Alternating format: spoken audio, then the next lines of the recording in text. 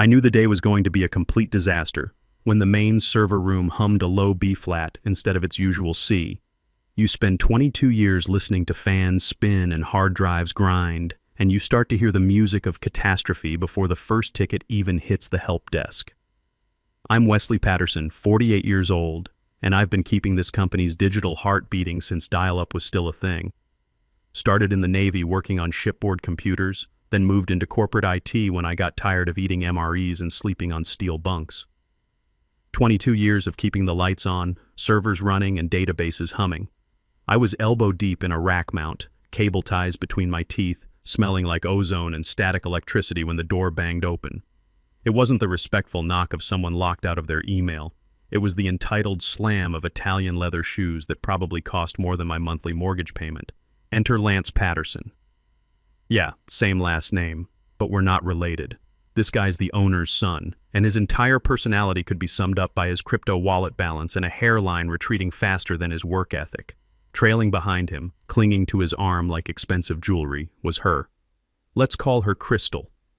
She was wearing enough beige linen to upholster a dentist's waiting room and holding an iced matcha latte like it contained the secrets of the universe. "Wesley!" Lance barked, his voice cracking mid-syllable.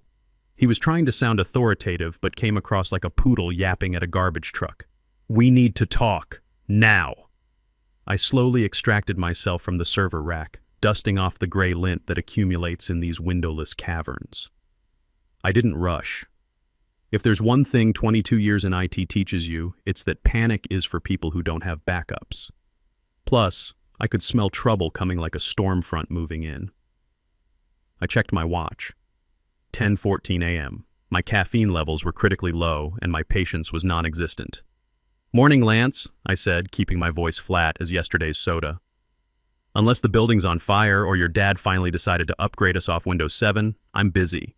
The authentication bridge is acting like a moody teenager after a breakup." Lance waved his hand dismissively, like the backbone of the company's digital existence was a fly he could swat away. "Forget the bridge. This is about vision, synergy, the aesthetic of the workplace." He gestured around my office, my sanctuary. It wasn't pretty, I'll give him that. Utilitarian box filled with blinking lights, half-eaten bags of pretzels, and a wall of monitors that looked like mission control for a space launch. The carpet was that industrial gray that hides coffee stains, and the air had that distinctive smell of warm electronics and broken dreams. But it was mine. It was the nerve center where I kept this whole operation from falling apart. "Crystal here," Lance paused, realizing he hadn't introduced her properly. Crystal is joining our team as our new vibe curator, and she needs a space that reflects clarity. Vibe curator. I let the words roll around in my mouth like a bad piece of seafood. Had to be some kind of record for the most useless job title in corporate history. "Is that a position?" I asked. "Or did we just run out of ways to burn money?" "It's crucial for morale," Crystal piped up, her voice like auditory glitter, sparkly but ultimately annoying. "And this room has the best feng shui. The lack of windows really grounds the energy, but all these buzzing boxes have to go." She pointed at the main server stack, the one running payroll, the logistics database, and the client portal. I laughed. It was a dry, rusty sound, like a gate that hadn't been oiled in years. "Those buzzing boxes are the reason your boyfriend can afford those shoes, sweetheart. You unplug those, and this company stops existing in about 4 seconds flat." Lance stepped forward, puffed up like a bullfrog who'd found a protein powder stash. His chest swelled with inherited authority. "That's exactly the attitude I'm talking about, Wesley. You're a relic. You're blocking the flow. We need fresh energy. Digital nomads who understand the cloud." "I built the cloud you're using," I said, my eyes narrowing to slits. "I configured those VPNs while you were still failing basic algebra. I wrote half the scripts that keep this place running, and that's why this conversation is going to be real easy." The temperature in the room seemed to drop about 10 degrees. Crystal stopped sipping her matcha. Lance's confident expression flickered like a bad network connection. "What do you mean, easy?" Lance asked, but his voice had lost some of its swagger. I just smiled. Not a friendly smile. More like the expression a shark makes right before lunch. "You'll see." Lance cleared his throat, trying to regain his momentum. "Look, Wesley, change is hard. I get it. But we're evolving. The old ways of doing things, they're not sustainable in today's market. We need to be agile, responsive, innovative. He was speaking in corporate buzzword bingo. Every sentence was a cliché wrapped in management speak. I'd heard this speech before from a dozen different suits who thought they could revolutionize a business they didn't understand. Sustainable, I repeated. You know what's not sustainable, Lance? Firing the guy who keeps your million-dollar infrastructure from turning into very expensive paperweights. Who said anything about firing? Lance asked, but his eyes were already calculating something behind those designer glasses. The silence stretched out like a bad connection. Outside, I could hear the normal sounds of office life. Phones ringing, printers humming, people actually working instead of discussing energy flows and workplace aesthetics. Inside this room, though, you could cut the tension with a network cable. That's when Lance dropped his bomb. "I'm letting you go," Lance said, dropping the words like he was announcing the weather. "Effective immediately. Crystal needs this office by noon for meditation alignment. Pack your stuff." The silence that followed was heavy enough to crash a server. You could smell the burning bridges, mixed with Crystal's overpriced perfume and the ozone from overworked cooling fans. I looked at him, really looked at him. I saw the arrogance of a man who'd never had to reboot a router at 3 a.m. on a Sunday. I saw the stupidity of someone playing with a loaded gun, thinking it was a water pistol. Most of all, I saw a kid who'd never learned that actions have consequences. Then this strange calm washed over me. It was the icy clarity you get when a system finally crashes and you realize you've been expecting it all along. "You're firing me?" I asked, just to get it on the record. My voice was steady, professional. "For cause or just because you want to turn the server room into a yoga studio?" "Restructuring," Lance said, using the corporate buzzword like a shield. "We're pivoting to a managed service provider. Cheaper, faster, less you." This is where most people would scream. They'd cry, they'd throw a monitor across the room. But when you've been doing this job long enough, you learn that sometimes the loudest scream is silence. "Okay," I said. Lance blinked like someone had just slapped him. Crystal stopped chewing her eco-friendly straw. They were expecting a fight. They wanted the drama. They wanted me to be the hysterical middle-aged man so they could justify their cruelty with stories about my toxic attitude. "Okay?" Lance asked, suspicious now. His voice went up half an octave. "You're the boss," I shrugged, like we were discussing lunch plans instead of my livelihood. I reached over to my desk, picked up my battered leather messenger bag, and swept my personal effects into it. Framed photo of my fishing boat. Stress ball shaped like a grenade, a gift from the Navy buddies who understood the particular kind of warfare that is corporate IT. Half-empty pack of nicotine gum that I'd been using to quit smoking for about the 5th time. "If you want me gone, I'm gone. I assume HR will mail my final check." Yeah," Lance stammered, clearly thrown off by my lack of resistance. He'd probably practiced this conversation in the mirror, prepared for tears or threats or desperate bargaining. What he hadn't prepared for was complete cooperation. "Security will escort you out." "No need," I said, slipping on my cardigan. It was gray and shapeless, my armor of invisibility that had served me well in countless corporate battles. "I know the way. I installed the badge readers, remember? Back when you thought cybersecurity was something you bought on Amazon." I walked past them, close enough to smell Crystal's perfume.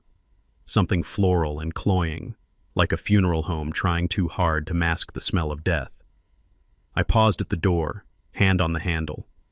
Behind me, the servers hummed their ominous B-flat drone, like a funeral march for my career. "One tip, Lance," I said, looking back over my shoulder. "Don't touch the blue cable, or the red one. Actually, just don't touch anything at all. Good luck with the vibe." I walked out into the hallway, fluorescent lights buzzing overhead like angry wasps. People looked up from their cubicles. Dawn from accounting, her reading glasses perched on her nose. Rodney from logistics, coffee mug frozen halfway to his lips. They saw me walking out with my bag at 10:20 a.m. They saw the set of my jaw, the careful control in my movements. They knew something was very, very wrong. I didn't say goodbye. I didn't warn them. I just walked to the elevator like a man heading to church, pressed the button, and waited. Lance thought he was cleaning house. He thought he was taking out the trash, making room for his girlfriend's Instagram-worthy workspace. What he didn't realize was that he was pulling the pin on a grenade I'd been holding for 8 months. a grenade with a very specific timer. He wanted my office. He could have it. But he was about to discover that the office wasn't really the room. The office was me, my knowledge, my access codes, my biometric signatures, and I was leaving the building. The elevator dinged like a countdown timer. I stepped in. The doors closed, sealing me off from the circus upstairs. I watched the numbers count down. 4, 3, 2, 1, lobby, freedom. But not quite yet. I had one more stop to make before the real show started. The air outside smelled like exhaust fumes and possibility. I walked to my 2014 Ford F-150, threw my bag in the passenger seat, and pulled out my phone. Propped it against my half-empty Dunkin' cup, black coffee, no sugar, because some things in life should be straightforward. I opened the stopwatch app. The screen showed waiting for me to start the countdown to Lance's education. I hit start. Most people think it is about fixing printers and resetting passwords for people who can't remember their pet's name. They think we're the janitors of the digital world, mopping up messes and replacing broken parts. They don't see the invisible web that holds everything together, the precarious lattice of logic and permissions that keeps a modern company from dissolving into complete chaos. Lance certainly didn't see it. To him, I was just some middle-aged guy in a gray cardigan who made the computers work by magic. He saw blinking lights in a room he could repaint sage green for Crystal's meditation videos. He saw an obstacle to his vision of a workplace where healing crystals were more important than cooling systems. What he didn't see was the trap I'd been setting for 8 months. What he didn't know was that firing me without following proper procedures was like cutting the wrong wire on a bomb. He was about to get a very expensive lesson in why you don't mess with the guy who built your digital foundation. Let me rewind and tell you about the incident 8 months ago. That's when this whole beautiful disaster really started. The company had been hit by a ransomware attack that nearly nuked our entire database. Chinese hackers, we think. Could have been script kiddies in a basement somewhere for all it mattered. They got in because the previous admin, a guy Lance hired because they met at some crypto meetup, had left the admin password as password 123. I wish I was joking. The attack happened on a Tuesday night. By Wednesday morning, every screen in the building was showing a skull and crossbones with a message in broken English demanding 50 bitcoins. The accounting files were encrypted. The customer database was locked. Even the coffee machine stopped working because some genius had put it on the same network as everything else. Howard Patterson, Lance's dad and the actual owner, came to me that morning looking like he'd aged 10 years overnight, sweating through his $2,000 suit, hands shaking as he drank his 4th cup of coffee. "Wesley," he'd said, voice cracking like his son's, but for different reasons. "Lock it down. Make it bulletproof. I don't care what it costs, what you have to do. Just make sure nobody, and I mean nobody, can get in unless they're supposed to be there." So I did exactly what he asked. I rebuilt the authentication protocol from scratch. Didn't use standard off-the-shelf garbage that any kid with a computer science degree could crack. I wrote a custom system, paranoid, aggressive, trust-no-one architecture that I called Fortress. Fortress wasn't just a password system. It was like having a digital bouncer with a very bad attitude and perfect memory. Biometric scanners, encrypted tokens, time-based authentication that changed every few minutes. The kind of security you'd expect at a nuclear facility, not a mid-sized supply company. And because I'm not an idiot, and because I've been screwed over by corporate suits more times than I could count, I had a very specific clause inserted into my contract for that rebuild, a contract that Lance definitely hadn't read, a contract currently sitting in a fireproof safe in my garage, not buried in some HR filing cabinet where it could mysteriously disappear. I watched the stopwatch on my phone tick past 4 minutes. By now, Lance would be moving Crystal's yoga mat into the corner where my spare monitor used to sit. He'd probably already unplugged something important, maybe yanked that Cat6 cable labeled uplink because it clashed with the feng shui energy flow. The system I built was designed to check in every 12 minutes, like a heartbeat but digital. It looks for a specific encrypted token that's tied to my active session. Not just any session, my session, authenticated with my biometrics and tied to my employee status in the HR database. If that token disappears, if my session terminates without the proper offboarding sequence, a sequence that takes 2 hours and requires 3 different passwords, 2 physical keys, and a signed form from the CEO. Fortress assumes the worst. It assumes hostile takeover. It assumes the admin has been compromised or removed by force. corporate espionage, cyber warfare, the kind of scenarios that keep security experts awake at night, and Fortress doesn't negotiate with terrorists. Even if the terrorist is the owner's son with a trust fund and a dream of turning the server room into a wellness center. 07:15 on my stopwatch. I lit a cigarette. Don't smoke much anymore, mostly just when I'm drinking or watching a disaster unfold in slow motion.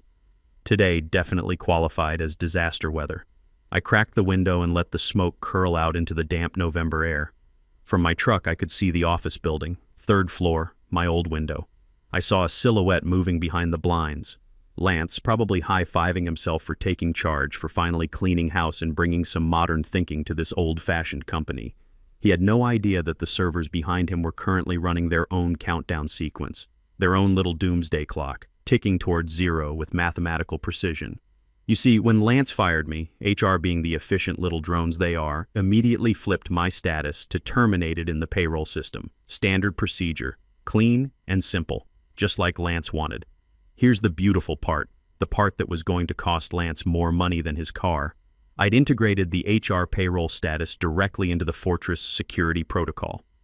The moment my status changed from active to terminated, the system woke up like a sleeping guard dog hearing footsteps. Fortress saw the discrepancy immediately. Admin status, gone. Session tokens, invalid. Proper offboarding sequence, not initiated. Security protocols, violated. Threat level, midnight. 09:45 on my stopwatch. My phone sat silent on the dashboard, but that silence was more beautiful than any symphony. It was the calm before the storm. The moment of perfect stillness before the avalanche. I imagined what was happening inside right now. Dawn in accounting trying to save a spreadsheet before lunch, Rodney in logistics, scanning barcodes for a shipment of HVAC units going to some office building in Cleveland, the receptionist fielding calls from customers who had no idea their supplier was about to go dark. Normal people doing normal work, completely unaware that their digital world was about to shut down harder than a submarine taking on water. 11 o'clock. 1 minute left on the countdown. I took a long drag of my cigarette. The nicotine hit my bloodstream like a reassuring pat on the back from an old friend. "You did good, Wesley," I whispered to myself through the smoke. "You did exactly what they paid you to do. You secured the hell out of this system." I wasn't being malicious. I wasn't some disgruntled hacker taking revenge on the world. I was a professional following the protocols I'd been hired to implement. The protocols said that if the pilot jumps out of the cockpit mid-flight without following proper handover procedures, you lock the controls to prevent the plane from crashing into a mountain. Lance had just jumped out of the plane, and Fortress was about to take control. 11:58, 11:59, 12 Hunquak, showtime. My phone lit up like a Christmas tree at midnight. The ringtone wasn't my usual default. It was the specific jarring alarm I'd assigned to work emergencies. The name on the screen, Lance, do not answer. I let it ring once, twice, 3 times. Then I picked it up, put it on speaker, and set it back on the dashboard. I didn't say hello, just waited. "Wesley!" It wasn't a word. It was a shriek. The primal noise of a man who'd just looked into the digital abyss and seen it giving him the finger. "Wesley, what the hell did you do?" I smiled. Not a big grin, just a small, satisfied expression, like a fisherman who'd just felt something big bite his line. "I'm no longer an employee, Lance," I said, my voice smooth as aged whiskey. "Please direct all inquiries to the help desk." "Oh, wait. You fired the help desk." "The screens!" he screamed. I could picture him standing in my old office, probably sweating through that expensive shirt. All the screens are red and there's this giant eye staring at me. Why is the server asking for a retina scan? I leaned back in my seat, watching smoke drift toward the windshield. A retina scan? Huh. That's interesting. Why is it asking for an eye? Lance's voice cracked like he was 13 years old again. I could hear the background noise now. Complete chaos. Phones ringing with no one to answer them. People shouting, "What happened to my computer?" The distinct beep, beep, beep of backup power supplies kicking in because Fortress had severed the main power connections to protect the hardware from tampering. "It's not just any eye, Lance," I said, picking a piece of lint off my jeans. "It's biometric authentication, military-grade security protocol. I installed it after the Chinese hack, remember? Your dad insisted on bulletproof security. I don't care about China. I can't log in. Crystal can't log in. She was trying to check her Instagram and the computer locked her out completely. Crystal doesn't have security clearance, Lance. Why was she touching a network terminal? I asked, letting genuine concern creep into my voice. That's a serious violation of the acceptable use policy. The system interprets unauthorized users as hostile intruders. Just fix it, he demanded, his voice going up another octave. Come back up here and fix it right now. Can't do that, I said simply. You fired me, remember? I'm currently sitting in my truck, officially unemployed, and technically if I were to access those servers now without authorization, I'd be committing corporate espionage. Federal crime. I don't look good in orange jumpsuits. I'll rehire you. Just come up here. It's not that simple anymore, Lance. The system's entered what we call fortress mode. It's a fail-safe. When the primary administrator, that was me, gets terminated without proper cryptographic handover protocols, Fortress assumes the company has been compromised. It locks down everything. Database, email servers, warehouse inventory controls, even the electronic door locks. Door locks? His voice dropped an octave, going from panicked to genuinely scared. Yeah, the magnetic locks on the warehouse doors. They fail safe to the locked position to prevent inventory theft during cyber attacks. Hope the guys in the warehouse are okay. Might get a little stuffy in there without the ventilation system running. You locked people in? I didn't do anything, Lance. You did. You fired the pilot mid-flight without following safety protocols. The system's just doing exactly what it was programmed to do. Protect the company assets by any means necessary. There was silence on the line. Then I heard Crystal in the background, her voice high and panicky. Lance, my phone won't connect to the Wi-Fi and the coffee machine stopped working. Is this because of negative energy in the building? I almost laughed out loud. The coffee machine was IoT-enabled, connected to the same network segment as the printers for easy maintenance. Fortress had killed that port along with everything else. No internet, no caffeine, no Instagram. The trifecta of modern workplace disasters. Wesley, Lance said, trying to sound reasonable but coming across like a man bargaining for his life. You need to come up here, scan your eye, and unlock this system, or I'm calling the police. Go ahead, I challenged him. Please do. I'd love to explain to the cops why you fired the only person who knows how to run your $1 million infrastructure because you wanted to turn the server room into a meditation studio for your girlfriend. I paused, letting that sink in. But before you make that call, you might want to look at the main screen again.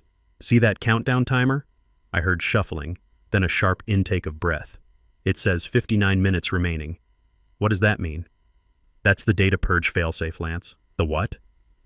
If the biometric scan isn't provided within 60 minutes of a lockdown event, Fortress assumes the physical hardware is being stolen or tampered with. It initiates a complete cryptographic wipe. Doesn't just delete the data, it shreds it.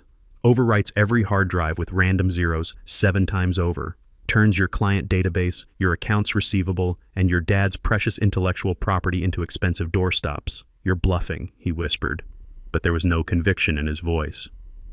Am I?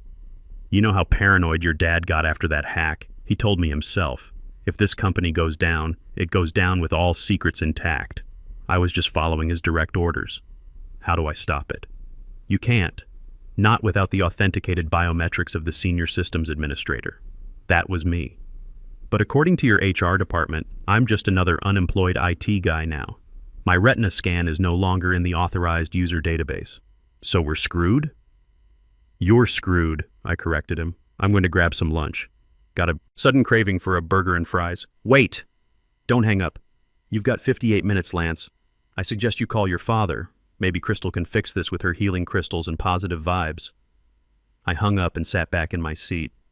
My heart was pounding, but not from fear. From the pure adrenaline rush of watching a perfect plan unfold exactly as designed. The data purge was mostly a bluff. Fortress wouldn't actually destroy everything, just the local encryption keys. The real backups were safe in an off-site facility. I wasn't a monster, just a professional who believed in proper procedures. But restoring from those backups would take weeks.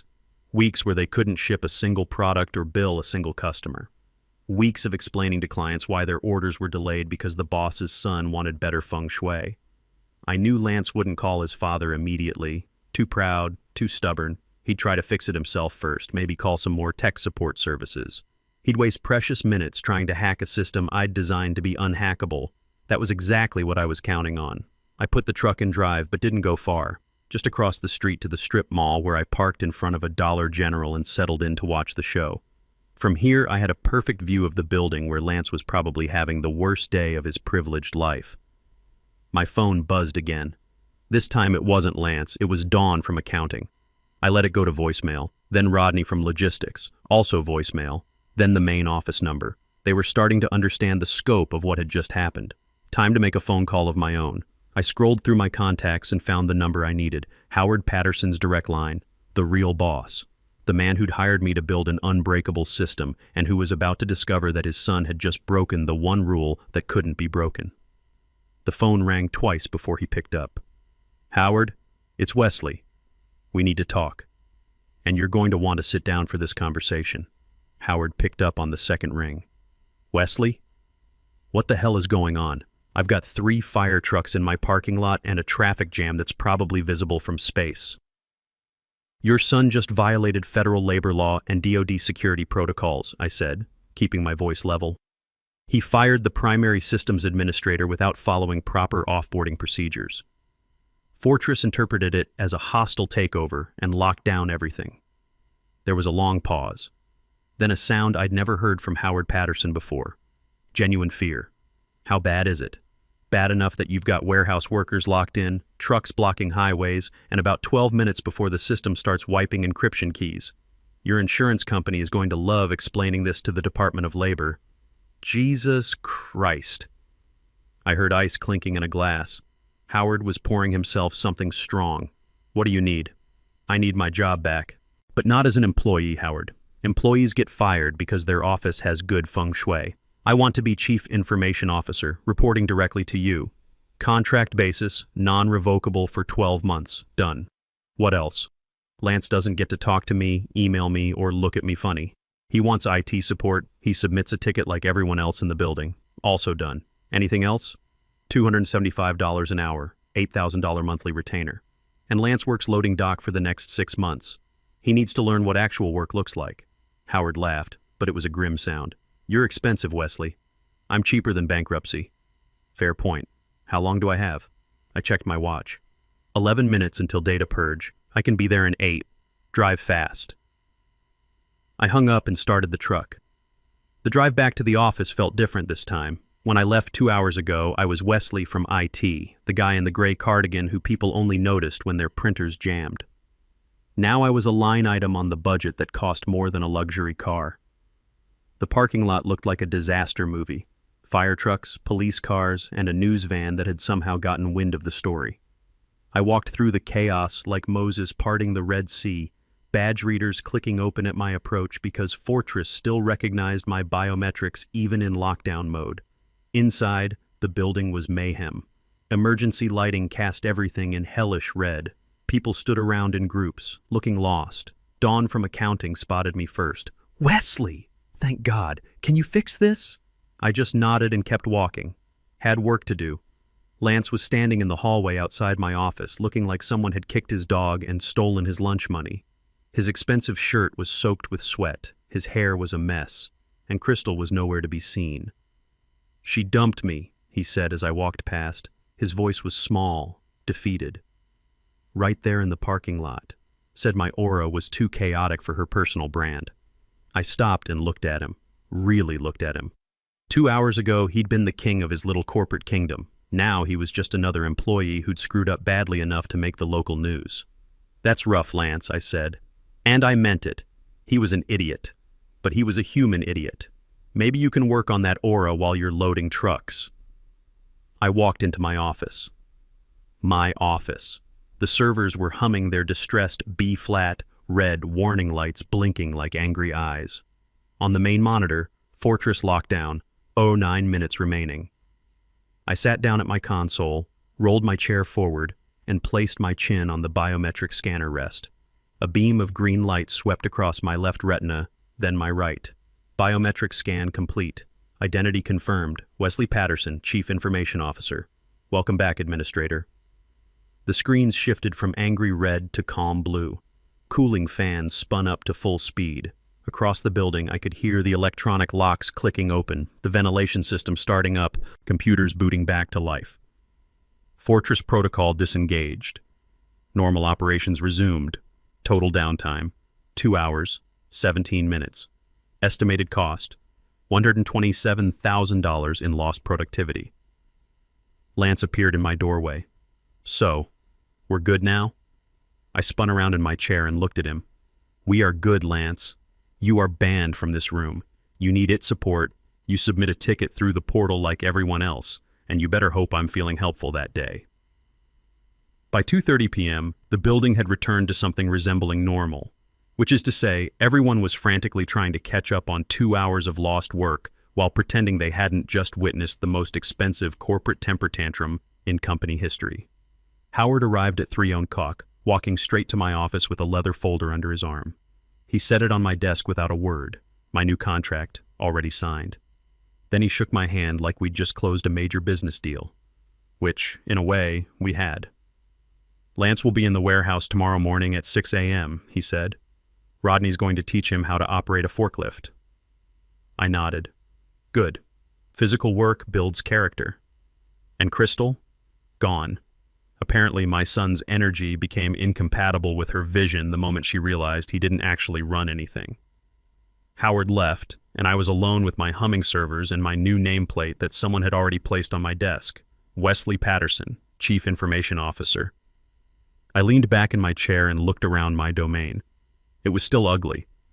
Still a windowless box filled with blinking lights and cable management that would give a perfectionist nightmares. But it was mine, and now everyone in the building knew it. I wasn't a hero. I wasn't a villain. I was just the systems administrator who'd proven something that every IT professional knows but rarely gets to demonstrate. Don't mess with the guy who holds the keys to your digital kingdom, because sometimes the kingdom fights back.